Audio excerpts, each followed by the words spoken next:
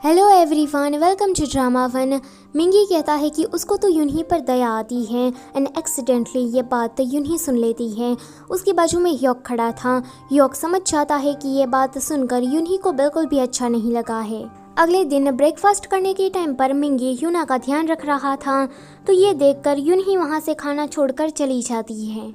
कीजुन को उसकी माँ का कॉल आता है। उसकी माँ उसके बर्थडे के बारे में पूछ रही थी, तो कीजुन कहता है कि अभी मैं स्टडी कर रहा हूँ एंड मेरा बस एक बर्थडे ही तो है, इसमें कौन सी खास बात है।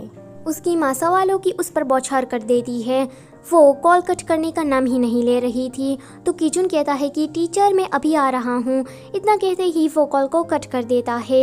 योक कहता है कि टीचर क्या भद्दा मजाक है। फिर अगले सीन में हम देखते हैं कि यूना इनके फार्म में इनके साथ जा रही थी, तो सामने से संदूक मिलता है। संदूक कहता है कि ये लड़की कौन है, तो मंगू कहता है कि ये यूना है। यूना तो संदूक कहता है कि यूना मैं संदूक हूँ, नाइस टू मीट यू। आगे संदूक अपने घर पर चला जाता है। संदूक की माँ चर्च गई थी, तो आज ग्रैंडपा ने खाना बनाया था। ये दोनों तो बादाम की सब्जी देखकर डर ही जाती है।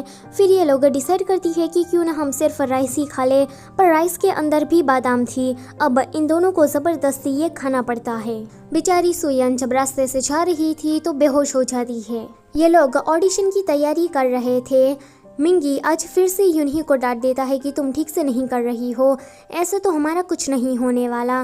तो यूनही कहती है कि सॉरी, मेरी वजह से तुम लोगों का भी परफॉर्मेंस खराब हो रहा है, तो मैं क्विट करती हूँ। इतना कहते ही वो वहाँ से चली जाती है। योक उसके पीछे जाता है। योक उसे कुछ कह पाता उससे पहले ही यूनही कहती है कि चुप रहना, अभी मेरा मूड ठीक नहीं है। वो वहाँ से चली जाती है। मंगू इकी के साथ अकेला बैठा प्रैक्टिस कर रहा था। वहाँ पर मिसेस किम आती है। मिसेस किम इकी को देखने लगती है। मंगू का ध्यान अपनी माँ की ओर जाता है, तो वो उसे बुलाता है, पर मिसेस किम तो इकी के ख्यालों में खोई हुई थी, तो वो उस पर ध्यान नहीं देती। अब मंगू चिल्लाकर उसे बुलाता है। वो कहता है कि माँ आजकल आपको हुआ क्या है। अब मिसेस किम उसे क्या ही बताती कि वो इकी को पसंद करने लगी है। जैसे ही मिसेस किम गिरने वाली थी, तो इकी उसे पकड़ लेता है। ये देखकर तो मिसेस किम शर्मा ही जाती है। यूनही आज बहुत ही ज़्यादा सैड थी। वो अपना ब्लॉग अपडेट करने के लिए अपने लैपटॉप को खोलती है, पर इंटरनेट पर उसके एक्स बॉयफ्रेंड की न्यूज़ आ रही थी, जिसे देखकर वो फिर से सैड हो जाती है। फिर वो मिन्हो का होमवर्क चेक करने के लिए जाती है। मिन्हो ने एक ड्राइंग बनाई थी, तो यूनही पूछती है कि ये कौन है, तो मिन्हो कहता है कि ये मैं हूँ, ये तुम हो और ये मिंगी है। अगर मिंगी मेरा डैड बन जाए तो ये कितना अच्छा होगा। ये सुनकर यूनही कुछ सोच में पड़ जाती है। आज किचन का बर्थडे था, तो आंटी ने कुछ नया मिश्रण बनाया था। ये सभी लोग तो डर जाते हैं कि अब इसने क्या कांड कर दिया। आंटी जबरदस्ती किचन को वो मिश्रण खिला रही थी। सारे लोग मुंह बिगाड़ रहे थे, पर किचन कहता है कि ये तो टेस्टी है। सुयन बेहोश हो गई थी, तो हनचोल उसका ध्यान रखता है एंड उसके कमरे की सफाई भी कर देता है। फिर कीचुन सबसे कहता है कि आज मेरा बर्थडे है, तो तुम लोगों को मुझे कुछ गिफ्ट नहीं देना है। ये सारे लोग तो मना करते हैं, पर सामने से मंगू आता है एंड मंगू कहता है कि ये है तुम्हारा बर्थडे गिफ्ट। कीचुन तो बड़ा ही खुश हो जाता है, पर जब वो उस गिफ्ट को खोलकर देखता है तो वो कहता है कि ये क्या है। मंगू कहता है कि इसे खाकर तुम बहुत ही ज़्यादा शक्तिशाली बन जाओगे, ये चीज़ सेक्सुअल हेल्थ के लिए अच्छी है। वहाँ पर इली आती है। इली कीचुन से पूछती है कि क्या आज तुम फ्री हो, तो वो कहता है कि नहीं। मिंगी कहता है कि तुम्हारे हिस्से का काम हम कर देंगे, तुम हमारी भाभी के साथ डेट एंजॉय करो। आगे इली कीचुन को लेकर जंगलों में चली जाती है। इली वहाँ पर एक वाइल्ड गिनसेन को देखकर कहती है कि ये है तुम्हारा बर्थडे गिफ्ट। ये गिनसेन 50 सालों से भी ज्यादा पुराना है। ये सुनकर कीचुन तो चौंक जाता है। वो कहता है कि बर्थडे गिफ्ट में कोई गिनसेन कैसे दे सकता है। इली कहती है कि दरअसल बर्थडे गिफ्ट बर्थडे बॉय का नहीं होता है, उसके पेरेंट्स का होता है। तुम्हें ये गिफ्ट अपने पेरेंट्स को देना चाहिए, क्योंकि उनकी ही वजह से तुम इस दुनिया में आए हो। तभी इली को कुछ आवाज़ आती है। कीचुन कहता है कि क्या है। इली दूर से ही पत्थर फेंकती है, जिसके कारण चिकन वहीं पर ही मर जाता है। इली उस चिकन को लेकर कीचुन के पास आती है, तो कीचुन डरने लगता है। इली को नजर आता है कि यहाँ पर तो बहुत सारे ऐसे चिकन हैं, तो वो पकड़ने के लिए चली जाती है। कीचुन सोचता है कि अगर मैं इससे शादी करता हूँ तो मैं कभी भूखा नहीं मरूंगा, पर फिर कहता है कि ये मैं क्या सोच रहा हूँ। यूनही मिंगी को बुलाकर कहती है कि तुम मिन्हो से इतने ज़्यादा अटैच मत हो, मुझे पता है कि तुम एक दिन चले जाने वाले हो, तो तुम्हारे जाने के बाद वो रोएगा, मैं ये नहीं चाहती हूँ। तुम हमसे जिस तरह से नाइस बिहेव करते हो ये यहीं पर ही रोक दो, क्योंकि इसकी वजह से हम जैसे कुछ लोग इल्यूशन क्रिएट कर लेते हैं। सो प्लीज़ आगे से ऐसा कुछ भी मत करना। कीचुन की माँ कीचुन को ढूंढते हुए उसके गांव में आ जाती है।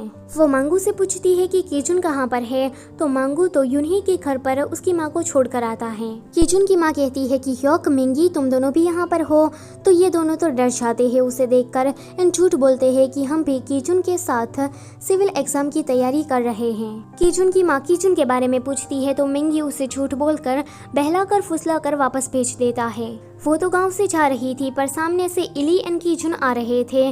कीचुन की माँ कहती है कि तुम यहाँ कर क्या रहे हो और ये लड़की कौन है, तो मिंगी कहता है कि ये लड़की इसकी चाइनीज टीचर है। कीचुन कहता है कि माँ आप यहाँ कैसे, तो उसकी माँ कहती है कि मैं तुम्हारा फेवरेट खाना लेकर आई हूँ। कीचुन कहता है कि आपने अब मुझे दे दिया ना, तो आप जल्दी से यहाँ से निकल जाइए। तो वो जाने लगती है।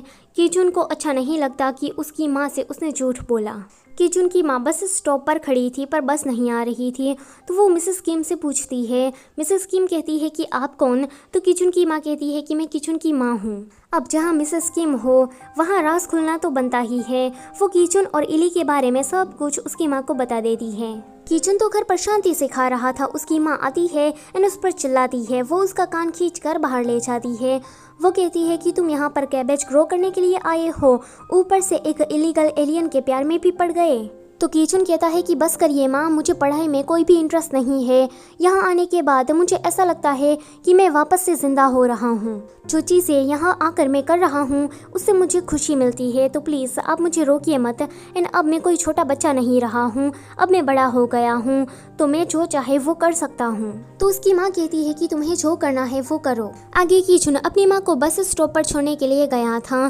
कीचुन अपनी माँ को गिफ्ट के तौर पर वही 50 साल पुराना गिनसेंग देता है, जिसे देखकर उसकी माँ बड़ी ही खुश हो जाती है। 2 दिन के बाद सुयान को जब होश आता है तो मीसा उसे कहती है कि यह लड़का 2 दिन से तुम्हारा ध्यान रख रहा था, ये एक रात भी सोया नहीं है एंड अब वो बेहोश हो गया है।